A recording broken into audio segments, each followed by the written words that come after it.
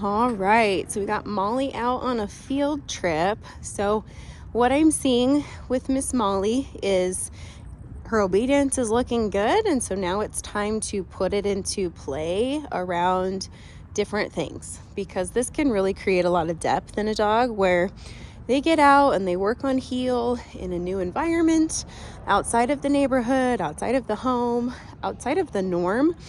And it can really help dogs just solidify what is expected, because we start to generalize the obedience and the behavior that we expect from them. So it's really, really good. So it's also good to work on heel manners and impulse control, and really teach a dog how to have a good state of mind, even if things are really stimulating or, making them more neurotic or even nervous.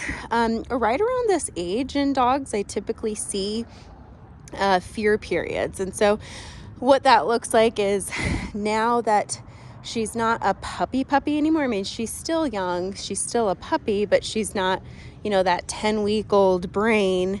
She's getting older. These little guys start to create a little bit more awareness of things that they hadn't had before. And so with that awareness, we start to see some nerves at times come out. And so I really like to get them out in public and work on exposure. But how I do it is, I don't actually have the dog engage with all of the things. I actually want them to engage more with me than the environment.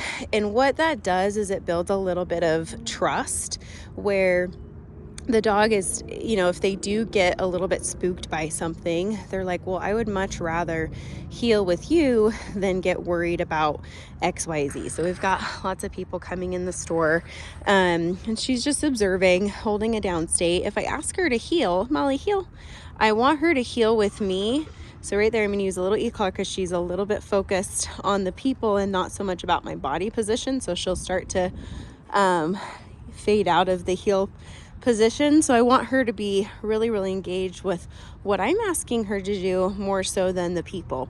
I've seen her be really curious and interested with people. Sometimes I'll see her get nervous by, like, we were doing some trimming of dead bushes, and I pulled out a tool out of my shed to trim out some bushes, and I put the tool on the ground, and she was like, what in the world is that?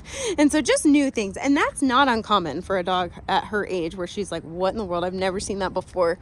And just a little bit skeptical. She didn't bark at it. She just kind of was like, her body language was very much worried about it.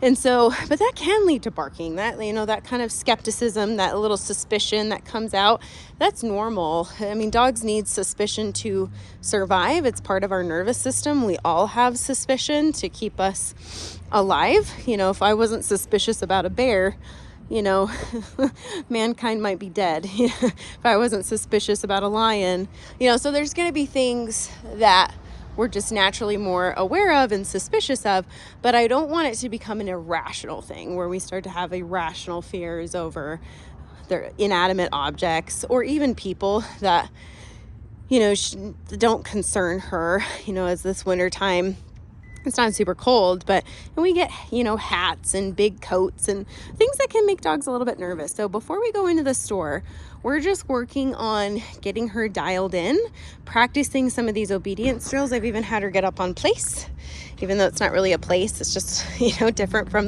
than what we've been walking on. Good girl. Okay, let's go. Working her for her food, finding out an appropriate e-collar level, because dogs will work a little bit in a range. At home, she's normally on like an 8 or 9. If there's no distractions when she's playing with dogs, she can be higher.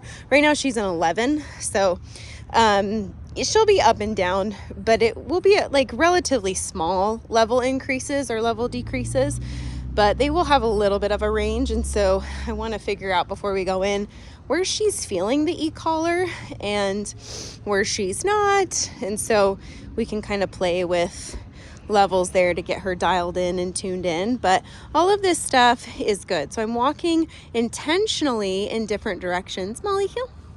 She's rocking her downstairs. She's already like, we're in obedience mode. I'll lay down for you. So offering up commands, that's a great thing. Molly, place. Good girl. needed a little reminder there. Good job. Okay, let's go. Yeah, so just getting her moving, because if there is any kind of stress or nerves about getting out into the store, the motion can help break a lot of that stuff up.